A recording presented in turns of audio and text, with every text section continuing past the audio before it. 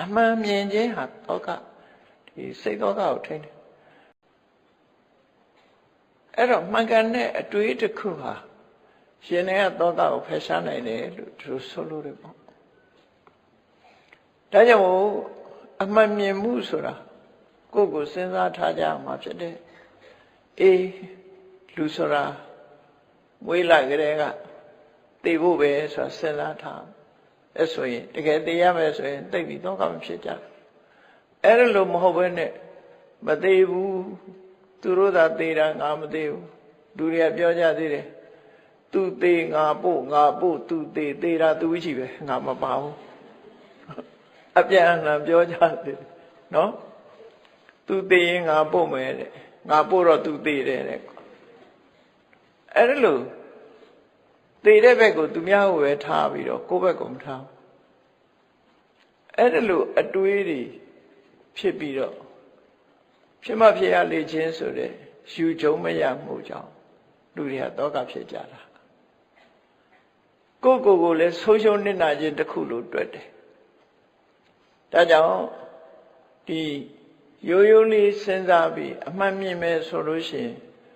အတော်အသင့်တောကဟာထိမ့်သိမ့်နိုင်တယ်ဆိုပါစို့ပစ္စည်းလေးတစ်ခုကိုရထားတယ်တမိုးကြီးမားတဲ့ပစ္စည်းတစ်ခုရ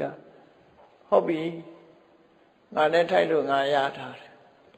ရထားတဲ့ပစ္စည်းသူများလက်ထဲပါသွားတဲ့အခါကျဩငါလက်ထဲမှာ तू မထိုက်တန်တော့လို့ तू ထွက်သွားတာပဲလို့ဒီလိုတွေးနိုင်မဲ့ဆိုရင်တော့နှမျောတတပြီးဖြစ်နေမှာမဟုတ်ဘူးပေါ့ပစ္စည်းကလည်းသင်္ခါရလူကလည်းသင်္ခါရဒီပစ္စည်းဆိုတာလက်တင်ရသွားနေမှာပဲလူကတော့လည်းပစ္စည်းကိုထားခဲ့ရမယ်ပစ္စည်းကတော့လည်းလူကိုထားပြီးသွားမှာပဲပစ္စည်းနဲ့လူနဲ့ပစ္စည်းဆိုတာဘယ်တော့မှသာဝရတွဲနေတဲ့အရာမဟုတ်ဘူးလို့စောစောကလေးကကြိုတင်စဉ်းစားထားရင်ထိုပစ္စည်းပေါ်မှာနှမျောတတမှုဆိုတာလျှော့ချထားနိုင်မှာဖြစ်တယ်အမှန်မြင်မှုဟာစိတ်ရဲ့အေးချမ်းမှု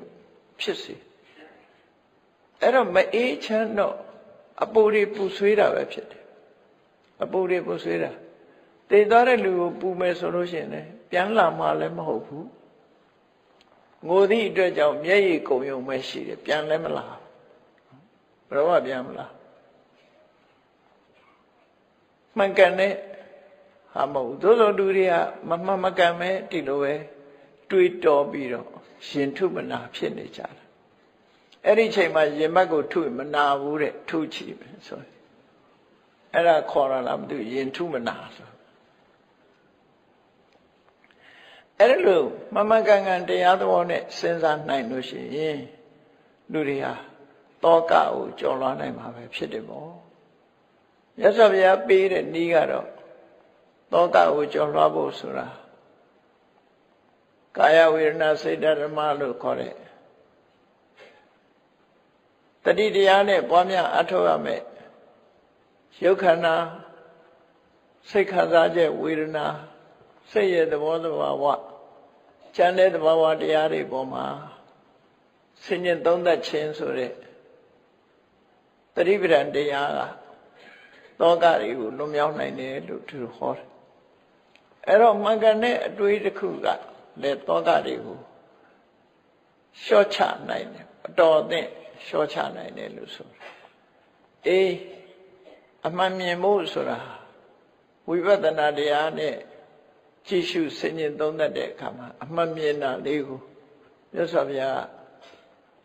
အမှန်မြင်ပုံကိုတရားအထုတ်တဲ့ပုဂ္ဂိုလ်တွေဟာတဦးနဲ့တဦးအမှန်မြင်ပုံလေးကို